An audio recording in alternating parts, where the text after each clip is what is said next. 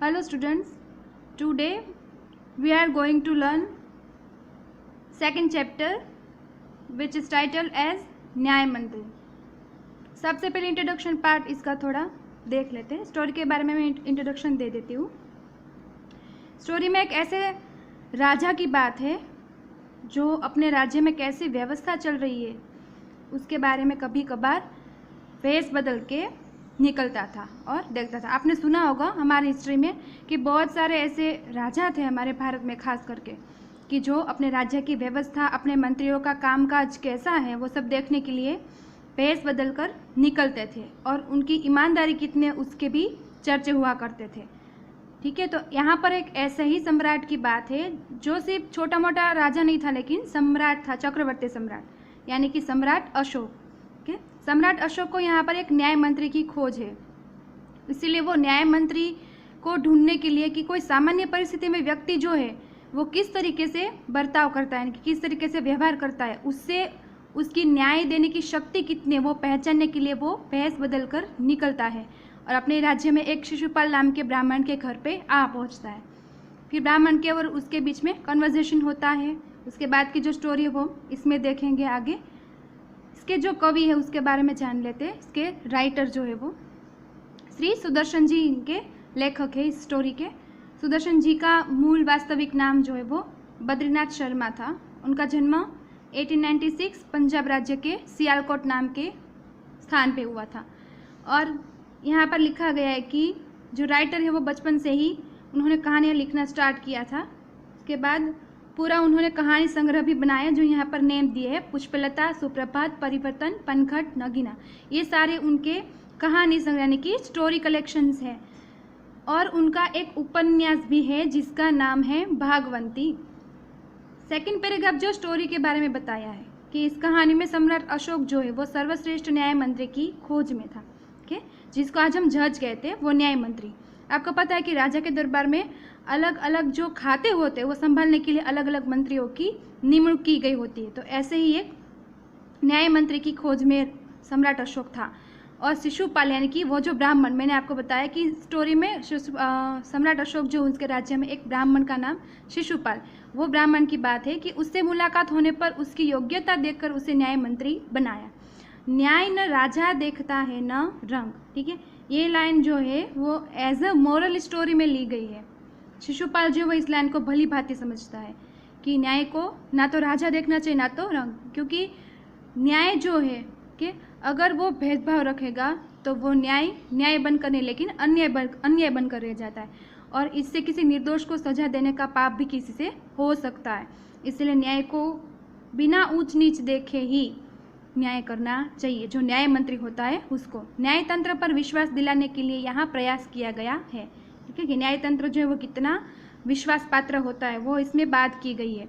नई पीढ़ी के लिए इस प्रेरक कहानी द्वारा न्याय तंत्र की जिम्मेदारी का भी महत्व समझाया गया कि जो पर्सन अपॉइंटेड होता है, जो न्याय तंत्र की बात है, जैसे कि न्याय मंत्री जो होता है उसके ऊपर कितनी जिम्मेदारी होती है। ठीक है, क्योंकि उसको हर एक पल्लू को तराशना है और देखना है कि कहीं किसी के साथ वो अन्याय ना कर बैठे। ठीक है, कहीं निर्दोष को सजा ना मिल जाए और कहीं दोषित जो है वो बच ना निकले, इसलिए उसकी जिम्मेदारी बहुत बड़ी होती है।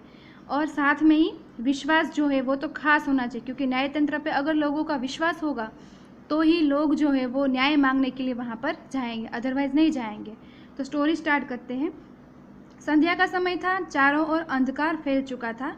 ऐसे में किसी ने बाहर से घर का दरवाज़ा खटखटाया। अब यहाँ पर जो घर की बात की गई है ध्यान रखना वो शिशुपाल के घर की बात की गई है। ठीक है, यहाँ पर एक परदेशी आएगा। हमें पता है कि वो परदेशी सम्राट अशोक है जो भेष बदल कर आया है, इसलिए बाहर से किसी ने घर का दरवाज़ा खटखटाया। कौन है?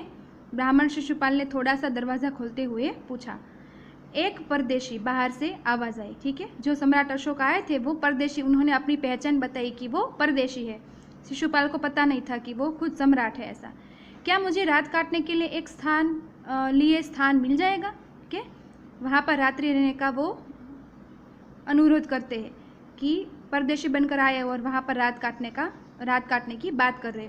जैसे ही शिशुपाल ने पूरा दरवाज़ा खोला उनके सामने एक नवयुवक खड़ा था। ठीक है, जो परदेश आया था वो कैसा था? नवयुवक था।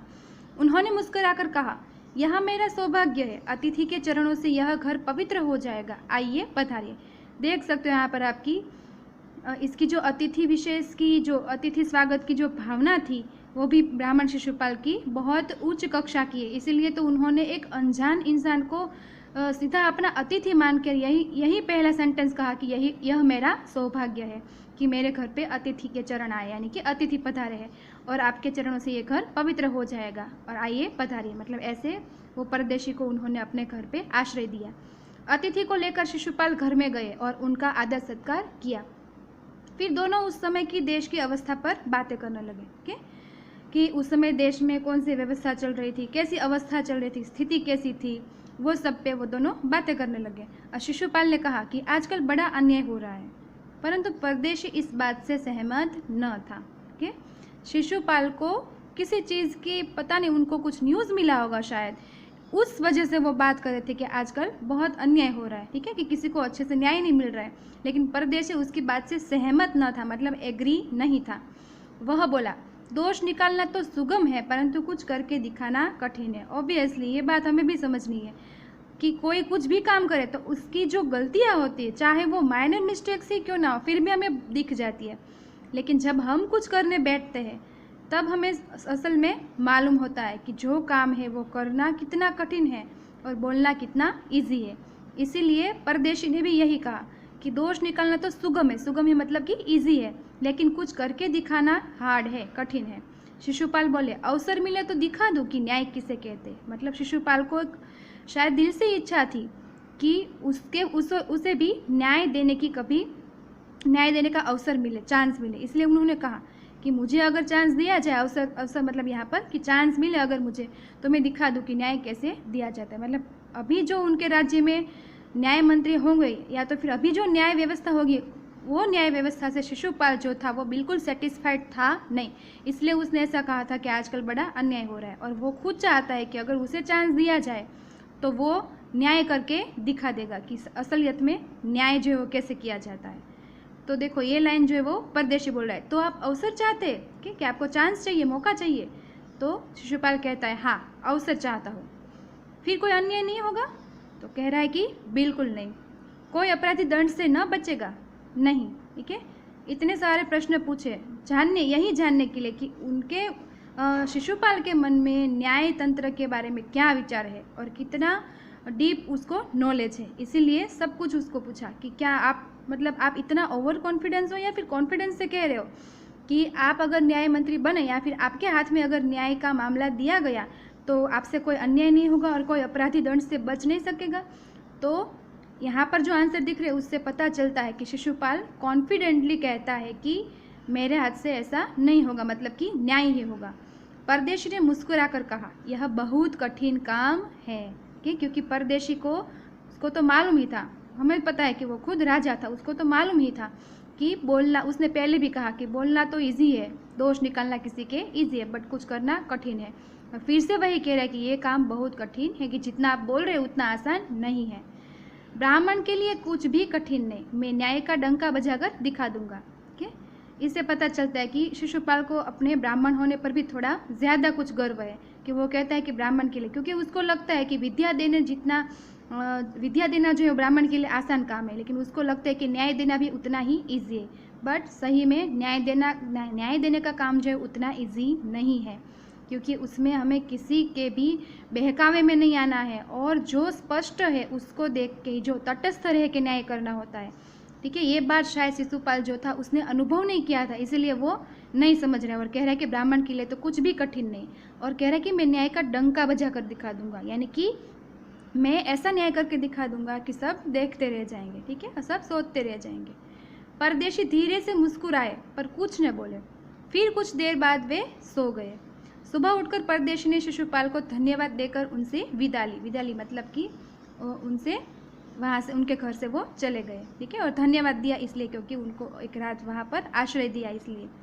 कुछ दिनों बाद शिशुपाल के घर कुछ सिपाही आए और उन्हें दरबार में चलने के लिए कहा। अचानक से ये इंसिडेंट बन रहा है, इससे हमें थोड़ा पता चलता है कि पहले जो इंसिडेंट बना, यानी कि ये कोई परदेशी जो शिशुपाल के घर आता है वो, और आज जो इंसिडेंट बना, यानी कि सिपाही जो है शिशुपाल को डायरेक्टली लेने के लिए आए, उसके बीच में ज़रूर कुछ ना कुछ संबंध है। ठीक है, उन्हें दरबार में चलने के लिए भी कहा। शिशुपाल सहम गए, सहम जाना मतलब चौंक उठना। ठीक है, एक मुहावरा है। चौंक गया क्यों? क्योंकि उसको लगा कि ऐसा उसने क्या कर दिया कि सीधा दरबार से बुलावा आया। वे समझ नहीं सके कि सम्राट ने उन्हें क्यों बुलाया, लेकिन बुलाया था तो जाना ही पड़ेगा। कहीं उस परदेशी ने तो सम्राट से झूठी सच्ची शिकायत नहीं कर दी। अभी उसको देखो शंका डाउट होने लगा कि वो परदेशी के सामने उन्होंने खुलकर सब बातें कर दी थी कि आजकल अन्याय हो रहा है और मुझे अगर चांस मिले, अवसर मिले तो मैं न्याय करके दिखा दूँ। ठीक है, और न्याय का डंका बजा कर दिखा दूंगा। ये सारी बातें जो परदेशी से उन्होंने की थी, इसलिए उसको डाउट हुआ कि कहीं परदेशी ने तो सम्राट से कुछ शिकायत नहीं, कुछ कंप्लेन नहीं कर दी सच्ची झूठी। ठीक है, दरबार में पहुंचकर शिशुपाल का कलेजा धड़कने लगा। कलेजा धड़कने लगा मतलब कि उसका दिल सहम कर रह गया। उसको डर के मारे अभी उसका कलेजा धड़क रहा था कि पता नहीं क्या होगा, सम्राट क्या कहेंगे। जब उन्होंने देखा कि परदेशी ही सम्राट अशोक है, ठीक है, यानी कि किसी और की कहने की कोई बात ही नहीं है, डायरेक्टली उसने परदेशी को जो भी बात कही थी वो परदेशी सम्राट अशोक को कहे या ना कहे, लेकिन जैसे ही उसने देखा कि परदेशी दूसरा कोई नहीं लेकिन खुद सम्राट अशोक ही है, तब उसका कलेजा धड़कने लगा कि अब तो सारी बातें सीधी सम्राट अशोक को मालूम ही हो गई, मैंने जो उस दिन बोला था सब कुछ। ठीक है, सम्राट बोले, ब्राह्मण देवता, मैं आपको न्याय का अवसर देना चाहता हूँ, आप तैयार हैं? उस दिन उसने बात की थी ना कि मुझे न्याय का अवसर मिले तो मैं सब कुछ करके दिखा दूँ, न्याय का डंका बजा कर दिखा दूँ। तो अभी वो तो सम्राट के हाथ में ही था, इसलिए सम्राट ने डायरेक्टली उसको यही पूछा कि अभी आप तैयार हैं ना, क्योंकि मैं आपको अवसर दे रहा हूँ, चांस दे रहा हूँ न्याय करने का। पहले तो शिशुपाल घबराए, ठीक है, पहले तो डर गए क्योंकि अचानक से ये सब हो गया, इसलिए फिर बोले, यदि सम्राट की यही इच्छा है तो मैं तैयार हूँ। वैसे भी उसको पहले से चांस तो चाहिए ही था और आज अच्छे से उसको मौका मिल गया, बिना कुछ प्रयत्न किए सामने से मौका मिल गया, इसलिए वो तैयार हो गए। बहुत ठीक, कल से आप न्याय मंत्री हुए। उसको न्याय मंत्री घोषित कर दिया गया क्योंकि पहले इंट्रोडक्शन पार्ट में आया था कि अशोक जो सम्राट अशोक जो वो न्याय मंत्री की खोज में थे, इसलिए इनको ब्राह्मण शिशुपाल को एक अवसर दे के देखना चाहते थे कि वो न्याय करने में कितना खरा उतरता है, इसलिए बोल दिया कि ठीक है, कल से आप न्याय मंत्री। सम्राट ने कहा और अपने हाथ से अंगूठी उतार कर शिशुपाल को पहना दी। यह सम्राट अशोक की राजमुद्रा थी। ठीक, आपको पता है अक्सर जो राजा होते हैं वो किसी को भेंट देना हो, कुछ भी हो तो राजमुद्रा जो है वो दी जाती है, इसलिए यहाँ पर शिशुपाल को न्याय मंत्री घोषित करते हुए उन्होंने अपनी हाथ से अंगूठी उतार कर दे दी जो राजमुद्रा थी, राज्य की निशानी थी। इसका मतलब कि वो न्याय मंत्री चुने गए, यानी कि न्याय मंत्री घोषित कर दिए गए। अब शिशुपाल न्याय मंत्री थे, उन्होंने राज्य की समुचित व्यवस्था करना आरंभ कर दिया और उनके सुप्रबंध से राज्य में पूरी तरह शांति रहने लगी। मतलब उसमें काबिलियत थी, इससे हमें पता चलता है कि उसने समुचित मतलब कि योग्य व्यवस्था करना आरंभ कर दिया। ठीक, और उसका सुप्रबंध, देखो वर्ड यहाँ पर आया सुप्रबंध, यानी कि वेल प्लानिंग, वेल मैनेजमेंट, उसका मैनेजमेंट, उसका प्रबंध इतना अच्छा था कि राज्य में पूरी तरह शांति भी रहने लगी।